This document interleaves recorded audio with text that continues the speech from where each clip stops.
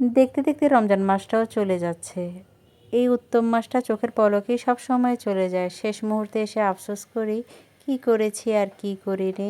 কতটুকু ইবাদত বন্দেগি করে নিজের গুনাহটাকে মাফ করেছি সেটা হয়তো আমি জানি না।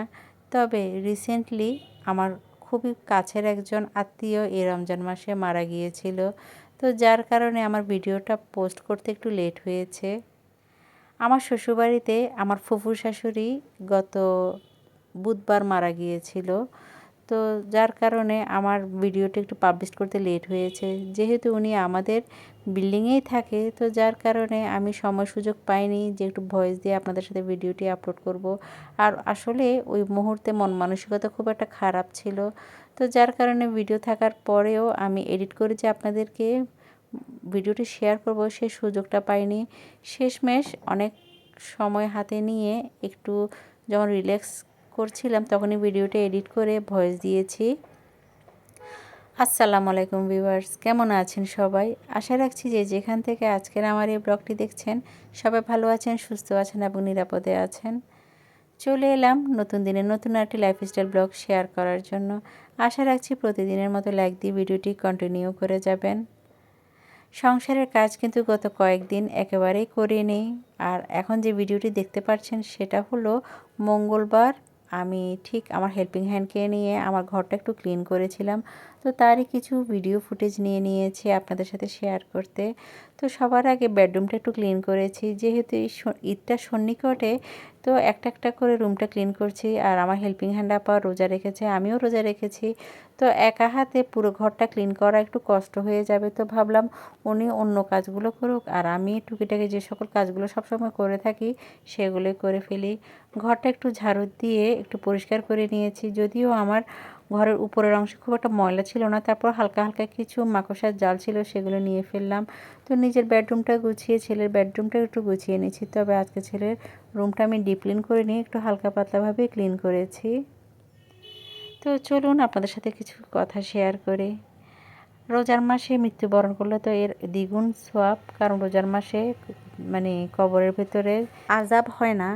তো আলহামদুলিল্লাহ আমার ফুফি শাশুড়ি যথেষ্ট পরিমাণে ফরেজগার।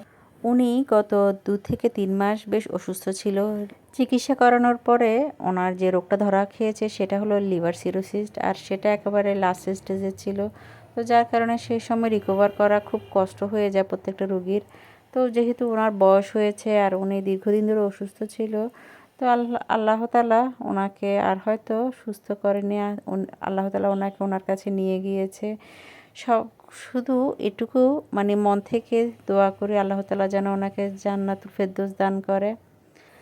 তো এদিক দিয়ে হঠাৎ করে আমার যে ছেলের রুমে আমার আলমিরাটা আছে, স্টিল আলমিরা, সেখানে আমার যে ব্যাগগুলো আমি রাখি সেগুলো একটু আগোছালো ছিল, সেটা একটু ক্লিন করে নিয়েছি। আর সেই সাথে আমার বেড়াতে যাওয়ার যে কাপড়গুলো ছিল সেগুলো আমি সবসময় এভাবেই গুছিয়ে রাখি।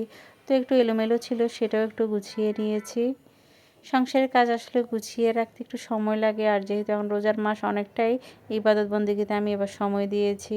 ওই যে চাইলে কিন্তু আমি ভিডিও করতে পারতাম, কিন্তু কেন জানি এবার মন চায় নাই ভিডিও করার জন্য। তবে অল্প অল্প করে শুধু শ্যুট নিয়েছি, তাও অনেক লেট করে আপনাদের সাথে এই ভিডিওটি শেয়ার করেছি। রিজনটা তো আপনাদেরকে বলেছি। তো যাই হোক, এদিক দিয়ে নিজের রুম আর বেডরুম গুছিয়ে এখন তারপর দিন আমি আবার ঘরের ক্লিনিংয়ে কাজে লেগে পড়েছি। আর যে কাজটা করছি সেটা হলো একটি উড ক্লিনার দিয়ে আমার যে সোফাগুলো আছে সেটা একটু ক্লিন করে নিচ্ছি। এত ধুলোবালি আর ময়লা ছিল। এই উড ক্লিনারের সাহায্যে যে ঘরে যে কোনো ফার্নিচার খুব সহজেই ক্লিন করা যায় এখন। আর সেই আগের মতো পানি লাগিয়ে ফার্নিচার ক্লিন করার প্রয়োজন হয় না, যেহেতু আমার যে সোফাটা আছে সেটা হলো ল্যাকার ফার্নিচার। তো যার কারণে পানি দিয়ে যখন ক্লিন করতে যায় তখন সাদা সাদা দাগ বসে যায়। কিন্তু এই উড ক্লিনারের কারণে যে কোনো ফার্নিচার আর এই ধরনের উড ল্যাকার ফার্নিচারগুলো খুব সহজে ক্লিন করে নিতে পারি। তো সুন্দর করে একা হাতেই করছি, কারণ গতকাল হেল্পিং হ্যান্ড আপা এসেছে, আজ আসবে না। তো ভাবলাম আজ যখন বসে আছি টুকিটাকি সকল কাজগুলো করে ফেলি। তো আপুদের সুবিধার্থে একটু দেখিয়ে দিচ্ছি আমি যে উড ক্লিনার ইউজ করি সেটা কোনটা। তো গ্লাসও এই উড ক্লিনারটা কিন্তু খুবই ভালো। আপনারা যারা ঘরটাকে গুছিয়ে রাখতে এবং ফার্নিচারগুলো ক্লিন রাখতে পছন্দ করেন তারা এই জিনিসটা পেয়ে যাবেন যে কোনো সুপার শপে। তো এদিক দিয়ে আমার সোফার রুম আর লিভিং রুমটাও একটু সুন্দর করে গুছিয়ে নিচ্ছি।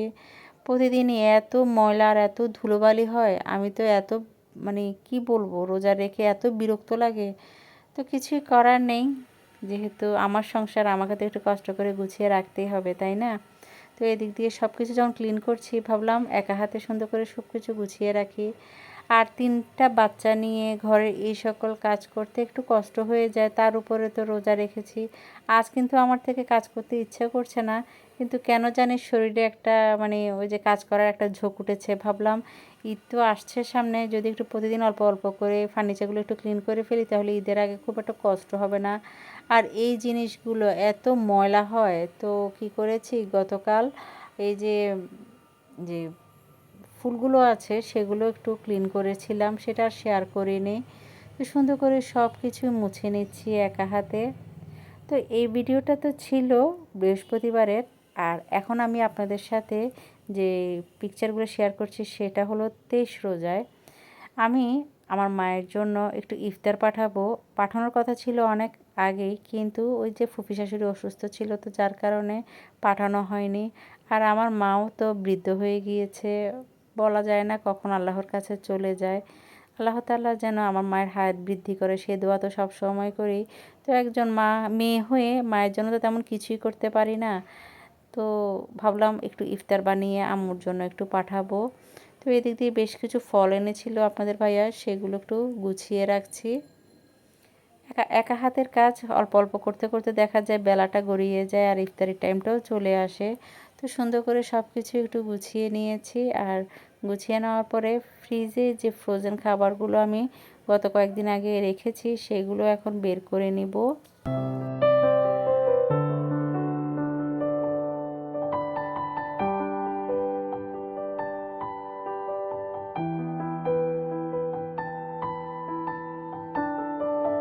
তো হঠাৎ করে আমি দেখলাম ফ্রিজে কিছু সলিড মাংস ছিল। তো সাথে সাথে মিক্সারে আমি ভালো করে ব্লেন্ড করে এই যে কিমাটা করে ফেলেছি, আর খুব সুন্দর করে নাগেটসের মতো করে শেপ দিয়ে একটু ব্রেড ক্রাম্ব গড়িয়ে এই নাস্তাটা বানিয়ে ফেলেছি। খুব ঝটপটভাবেই করেছি, আর এটা করতে আমাদের খুব একটা সময় লাগেনি। তো যেহেতু আমি ইফতার পাঠাবো, সেজন্য বেশ কিছু নাস্তা আগে থেকে ফ্রোজেন করে রাখাতে তেমন একটা কষ্ট হয়নি। খুব সুন্দর করে সবগুলো ফ্রিজ থেকে বের করে অল্প অল্প করে ভেজে নিয়েছি।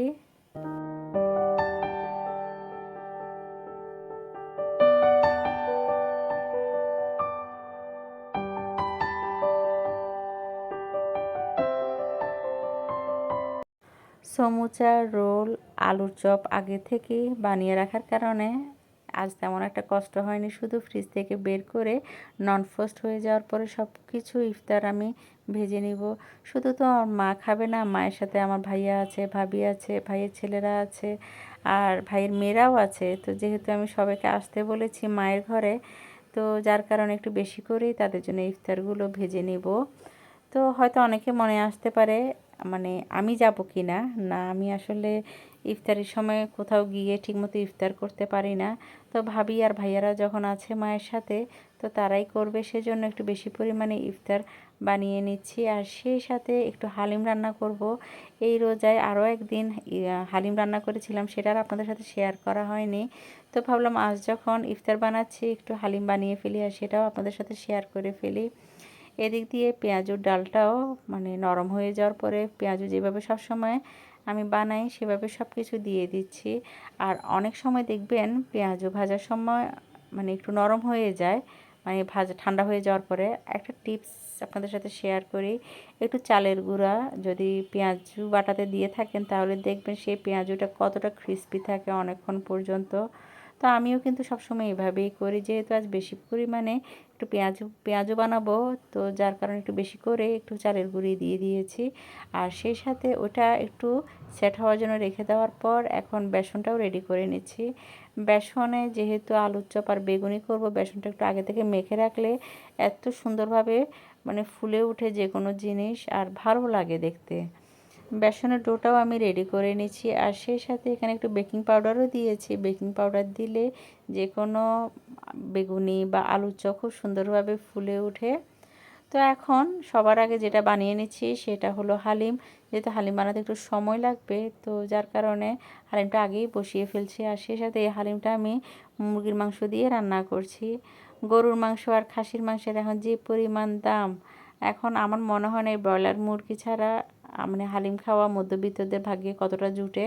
তো যাই হোক, এদিক দিয়ে হালিমের যে ডালটা সেটাও গরম পানিতে ভিজিয়ে রেখেছি। আর এখন এই যে মাংস দিয়ে ডালটা দিয়ে খুব সহজভাবে এখন রান্না করে ফেলছি। অনেক আপুরা হয়তো মানে হালিম রান্না করা জানেন, যার কারণে আমি রেসিপিটা শেয়ার করিনি। আর যেহেতু এখন অনেক নাস্তা ভাজতে হবে, তো যার কারণে একটু হাতে সময় নিয়ে আগে আগে করে নিচ্ছি। তো ওই যে হালিমটা চুলার অন্য পাশে দিয়ে এখন ভাজা যে সকল জিনিসগুলো সেগুলো ভেজে নিচ্ছি। সবার আগে পেঁয়াজটাই করে নিচ্ছি, যেহেতু পেঁয়াজ হতে বেশ খানিকটা সময় লাগে। তো সুন্দর করে প্রত্যেকটা নাস্তা ভেজে নিচ্ছি।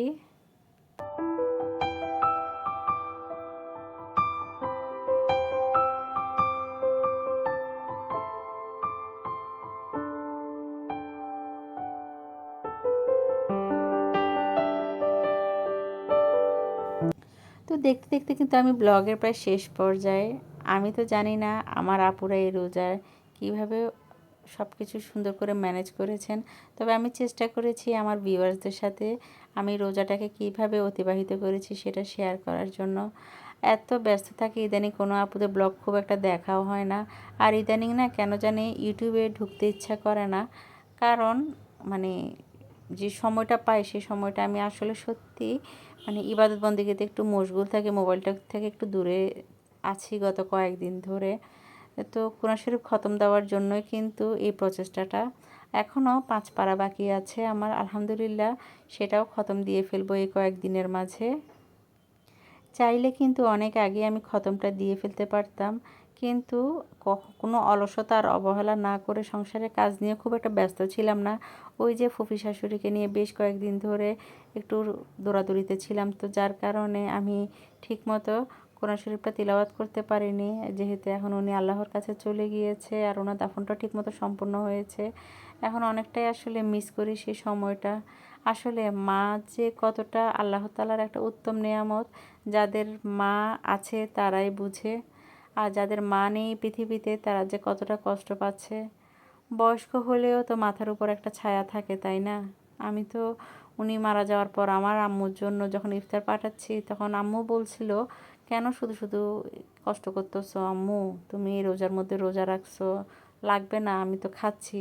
তারপরে কেন জানি আমার বুকের ভিতরে একটু নাড়া দিয়ে উঠেছিল। আমার ফুফি শাশুড়ি মারা যাওয়ার পর ওনার মেয়েরা যখন চারপাশে কান্নাকাটি করছে, আমার মায়ের জন্য তখন খুব কষ্ট লাগছিল।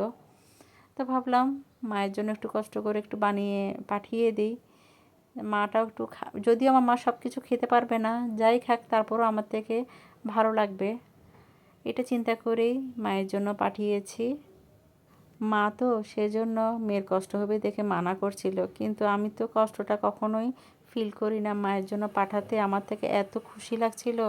তো এই যার কারণে সেদিন কিন্তু কোরআন শরীফ পড়া হয়নি। আমি জাস্ট ঘুম থেকে উঠে ঘরটা হালকা পাতলাভাবে ক্লিন করেই আমি এই যে ইফতারি বানানোর কাজে লেগে পড়েছি। যেহেতু বেশি পরিমাণে ইফতার বানাতে হবে আর সেই সাথে আমার জন্য বানাবো, আমার পরিবারের জন্য, তো আগে থেকে সব কিছু করে রাখছি। সময় মতো সব কিছুই আমি দিতে পেরেছি। ওই যে একা হাতে করেছি, যার কারণে হাতে সময় নিয়ে করাতে সব কিছু সুন্দরভাবে হয়ে গেল। আর এই যে দেখুন যে সকল ভাজার জিনিসগুলো আমি বের করে রেখেছি, খুব সুন্দর করে প্রত্যেকটা জিনিস আমি ভেজে নিয়েছি। আলহামদুলিল্লাহ আমি তো আপনাদেরকে 2 দিন পরেই ভয়েসটা দিয়েছি। তো মা খেয়ে আলহামদুলিল্লাহ অনেক দোয়া করেছে, ভাইয়া ভাবি খেয়ে অনেক প্রশংসাও করেছে। তারা বলল, রোজা রেখে কষ্ট করে এতগুলো ইফতার কেন পাঠিয়েছ। তো যাই হোক, ওরা তো আর আমার খুশিটা উপলব্ধি করতে পারছে না, ওরা আমার কষ্টটা দেখছে, কিন্তু আমি যে এই কষ্টটাকে ফিল না করে খুশিটাকে উপলব্ধি করেছি, সেটা আমার থেকে অনেক ভালো লাগছিল। তো সুন্দর করে প্রত্যেকটা ইফতার ভেজে নিয়ে আমি যে সকল বক্স করে আমি ইফতারগুলো পাঠাবো সেগুলো অফ স্ক্রিনে আমি খুঁজে ক্লিন করে নিয়েছি। আর এই তো আলুর চপ ভাজা হয়ে যাওয়ার পর এখন বেগুনিটাও ভেজে নিয়েছি। দেখতে তো পেয়েছেন বেগুনিটা কতটা ফুলকো ফুলকো হয়েছে। ওই যে আগে থেকে ভালো করে মেখে রাখলে যে কোনো বেসনের মানে যে কোনো বেগুনি খুব সুন্দরভাবে ফুলে ওঠে। আর প্রত্যেকটা নাস্তা বানিয়ে নেওয়ার পর আমি যখন টেবিলে এগুলো দিচ্ছি, আমি শ্যুট করতে পুরোপুরি ভুলে গিয়েছিলাম। পাঠানোর পরে মনে পড়েছে আমি কি পাঠিয়েছি সেটা কেন আমার আপুদের সাথে শেয়ার করলাম না। তো একটু যখন মানে বাটিতে করে নিচ্ছি তখনই মনে পড়েছিল। তো হালিমও দিলাম, সাথে আমি ফিরনিও দিয়েছি। আর যে সকল ভাজার জিনিসগুলো আপনারা এতক্ষণ দেখেছেন সবগুলো দিয়ে দেওয়ার পর এগুলো আমরা পরিবারের সবাই একসাথে খাবো, সেগুলো টেবিলে খুব সুন্দর করে সার্ভ করে দিলাম। আর হালিমটা মাশাল্লাহ এতটা সুন্দর হয়েছে কালারটি। আর টেবিলে আমরা যা যা ইফতার করব 23 রোজায় সেগুলো দিয়ে রেখেছি। তো এই ছিল আমার 23 রোজার ইফতারের আয়োজন, পরিবারের সদস্যরা মিলে একসাথে খেয়েছি। তো আশা রাখছি প্রতিদিনের মতো আমার এই আজকের ব্লগটা আমার আপুদের অনেক ভালো লেগেছে। দেখা হবে নেক্সট ব্লগে, সবাই আমার জন্য দোয়া করবেন। আল্লাহ হাফিজ, আসসালামু আলাইকুম।